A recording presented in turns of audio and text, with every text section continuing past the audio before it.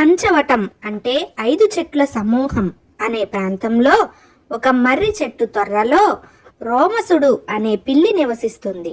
ఆ చెట్టు క్రింది కన్నంలో ఫలితుడు అనే ఎలుక కాపురం ఉంటుంది. ఒకనాటి రాత్రి వేటగాడు అక్కడికి వచ్చి ఆ చెట్టు చుట్టూ వలపన్నాడు. అది తెలియని రోమసుడు తెల్లవారుతూనే మసక చీకటిలో ఆహారాన్వేషణకు బయలుదేరి ఆ వలలో చిక్కుకున్నాడు. ఇది చూసిన ఫలితుడు, ఆహా, ఎంత అదృష్టము! నా శత్రువు వలలో చిక్కుకున్నాడు, ఈనాటితో వాడి పీడ అనుకున్నాడు. ఇదే సమయంలో చంద్రకుడు అనే గుడ్లగూబ హాయిగా విహరిస్తున్న ఎలుకను చూసి అక్కడకు వచ్చింది. చంద్రకుని చూసి ఫలితుని గుండె గుబేలు మంది. అయిపోయింది నా పని అనుకున్నాడు. ప్రాణభీతితో గిజగిజలాడాడు. ఏం చెయ్యనురా దేవుడా అంటూ చెప్పుకోలేని దీనస్థితిలో మనసులో ఏడుస్తున్నాడు. అందుకనే కాబోలు ఒకరి కష్టాన్ని చూసి సంతోషించి చంకలు కొట్టుకోరాదు అనేది అని మనసులో బాధపడ్డాడు. అయినా బుద్ధిమంతులు ప్రమాదం ఎదురైనప్పుడు ధైర్యముందుతారు కానీ అయ్యో నా ప్రాణం పోతుందని ఏడవరు అని ధైర్యం తెచ్చుకున్నాడు.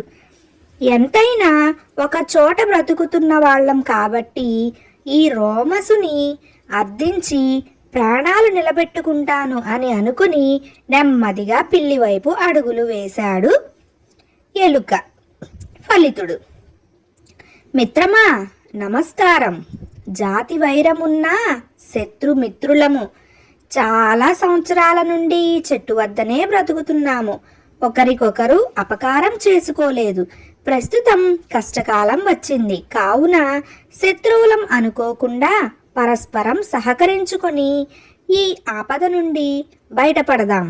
కానీ తీరా నీ వలతాళ్ళు కొరికి నిన్ను రక్షిస్తే గుడుక్కున మింగేస్తావేమోనని భయంతో కాసేపు వెనకడుగు వేసి అనవసర ఆలోచన చేశాను. కానీ తెలియని దాని నోట్లో పడి దిక్కులేని చావు చచ్చే కన్నా నీకు ఉపకారం చేసి ఇద్దరము స్నేహంగా ఉందామని, కాదంటే నీకు ఆహారం అయిపోదామని తెగించి వచ్చాను. ప్రాణభీతితో కాదు, ప్రాణస్నేహం కోసం తహతహలాడుతూ అని అన్నాడు ఫలితుడు అనే ఎలుక. అంతా విన్న రోమసుడు ఆనందపరవశుడయ్యాడు. అతనికి భయం లేకపోవడానికి అతని ఆలోచనలకు సంతోషించాడు. ధర్మబుద్ధిని మెచ్చుకుంటూ ఇలా పలికాడు, మిత్రమా, జీవితం చివరి దశలో ఉన్నాను. నీవు చెప్పినట్లే నడుచుకుంటాము. నీవు త్యాగబుద్ధితో నన్ను రక్షించదలిచావు. నీకు కృతజ్ఞతలు. నేను కూడా చాలా రోజుల నుండి నీతో స్నేహంగా ఉండాలనే కోరుకుంటున్నాను. నీ సదాలోచన నాలోని అజ్ఞానాన్ని పటాపంచలు చేసింది. ఆ గుడ్లగూబ నిన్నేమీ చేయలేదు. నీ ప్రాణాలకు నా ప్రాణం అడ్డు వేస్తాను అన్నాడు రోమసుడు అనే పిల్లి.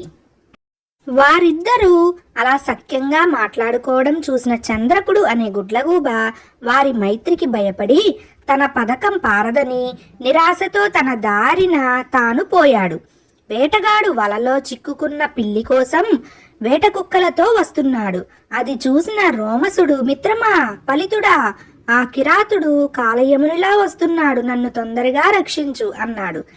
ఫలితుడు తెలివిగా వల కొరుకుతున్నట్లు నటిస్తూ వేటగాడు దగ్గరికి వచ్చేసరికి పుటుక్కున వల కొరికి రోమసుడు పోయే దారి చేసి తన కన్నంలోకి చటుక్కున పరిగెత్తాడు. రోమసుడు బ్రతుకు జీవుడా అంటూ పుటుక్కున చెట్టెక్కాడు.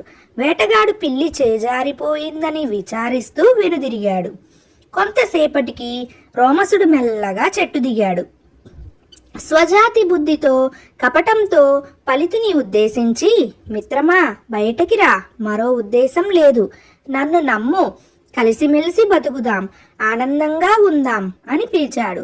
తెలివైన ఫలితుడు కనిపించి కనిపించకుండా కన్నంలోంచి తన తల బయటకు పెట్టాడు.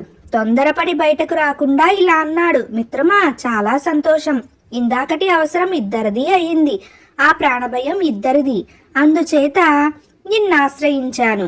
ఇందులో మోసం దగా కుట్ర ఏదీ లేదు, అంతా సత్యమే. జరిగింది ఉభయులకు లాభమే. ఎవరి ప్రాణాలు వారికి దక్కాయి. కానీ నిజానికి జాతి లక్షణం కాదనలేని వైర లక్షణం. బయటకు వచ్చాననుకో, నాకు ప్రాణగండం తప్పదని తెలుసు అని పలికి కన్నంలోకి దూరి మాయమయ్యాడు ఫలితుడు. ఎలుక రాకపోయేసరికి రోమసుడు నిరాశ పాలయ్యాడు. కథ సుఖాంతం అయ్యింది.